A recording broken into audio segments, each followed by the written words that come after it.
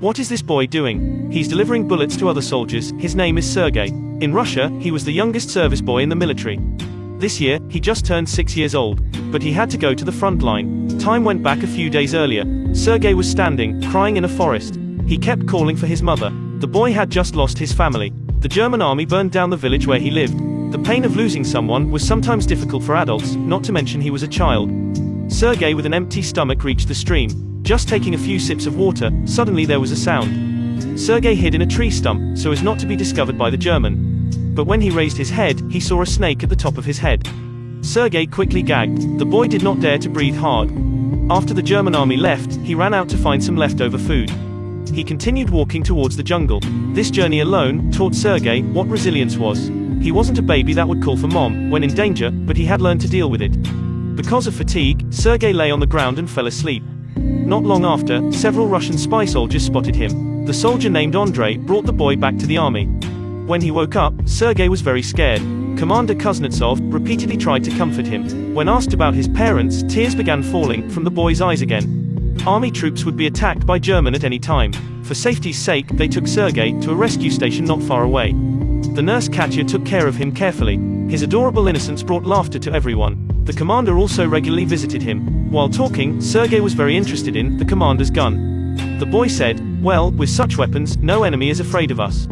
Soon, we will defeat the enemy." After that, Katya looked for the commander and said, "It's a good boy. Can we keep him?" The commander immediately said, "The child does not belong here. Nobody has a place here." Andrei and several soldiers also regularly visited Sergei. The boy always brought joy to them. No one expected that the kid they picked up now became a favorite person in the troop. The soldiers even aroused feelings for him. Because they all had children, when they saw the boy, they felt warm. Everyone was fighting for people like him. Someone began to convince the commander to let the boy stay. "We will all take care of him." That day, Sergei's wound was completely healed. He had to go. The commander gave Sergei the gun he made by his own hands. The two people looked at each other.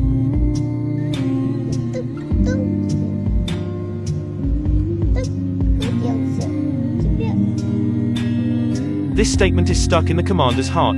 He was touched. He asked Sergei if the boy wanted to be his son.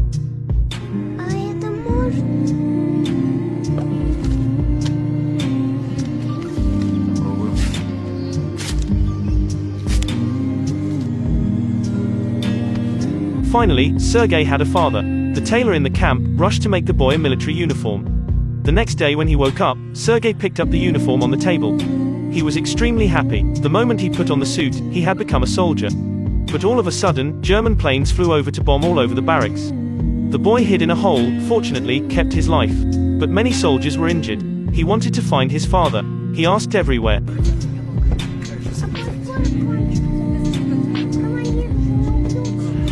A military doctor held him back, told him not to mess around. At the same time, he let the boy help.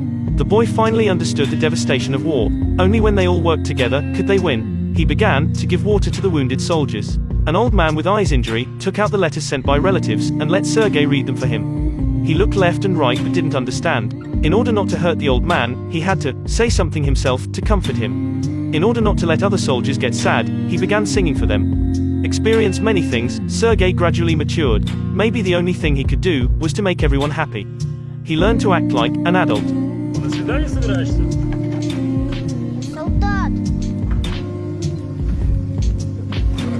Next, he went to the barracks to ask his father to become a janitor. This way he could help people more. The commander gave him a mission. It was to deliver new emails. Sergei quickly ran back to the car to receive the mails, then he delivered them to the other soldiers. The soldiers even danced with the boy. Sergei continued to deliver letters. He kept calling a soldier, but still couldn't find him. The old soldier held him in his arms and said, "That soldier is dead." The colors on their faces turned pale in an instant. Sergei took off his hat and left sadly. On the way back, he once again tried to imitate the spy and looked around. Unexpectedly, he saw a pair of shoes, hidden in the grass through binoculars. Those shoes were still moving. The boy felt strange, immediately ran back to report to Uncle Andrei.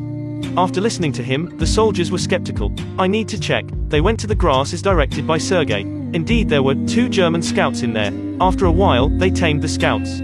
This time Sergei had achieved a feat. But he was extremely humble. He never mentioned this to his father. To him, this was the duty of a soldier. Not long after, the German army launched an attack. They launched an attack on the barracks. The situation was extremely fierce. But Sergei was not afraid. He kept providing bullets for soldiers. The old soldier scolded, "This is not a place for children." Sergei left the battlefield. At the same time, the telephone lines on the battlefield were blown off.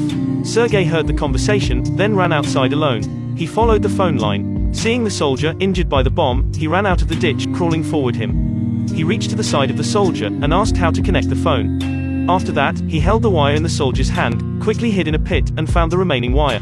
He tried to join him together, and the signal recovered. The situation on the battlefield quickly turned around. Sergei once again achieved a feat. After the war ended, the troop moved to the barracks at the rear. The commander mentioned Sergei in front of the army about his outstanding performance. The commander was extremely proud. After that, he arranged for Sergei to check the equipment and supplies.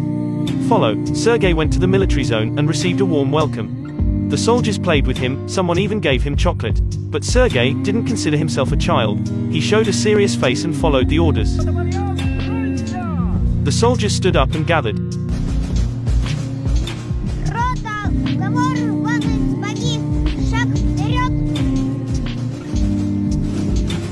Then he checked them one by one. He asked a soldier for help to make a list to give to the general. The commander silently rejoiced. This kid, such many materials like that, even I couldn't open my mouth to ask. At night, the enemy suddenly attacked. The commander was crushed by the log. Sergei used all his strength, but couldn't move it. He rushed to call for help. Then he could save his father. Seeing his father lying on the hospital bed, in his eye cavity, tears were welling up. The commander told him, "Men do not cry." After that, Sergei received the medal. Finally, he became a real soldier.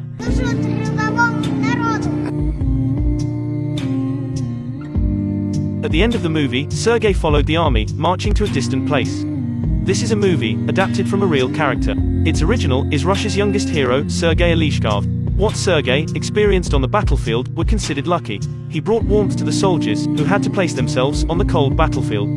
There were also spiritual cheers. War can be seen as devastating. A lot of people commented that such a lovely boy really shouldn't appear on the battlefield. And the scene that impressed me the most in the movie was what Katya said to the commander. "Nobody has a place here." That's right. Who belonged to this place? In order to protect the country, many orphans lost their parents. They were adopted by the Russian army and become members of them. They had a united name in the military. The sons of the captain. Whoever fought in the Russian war, who didn't start as a child,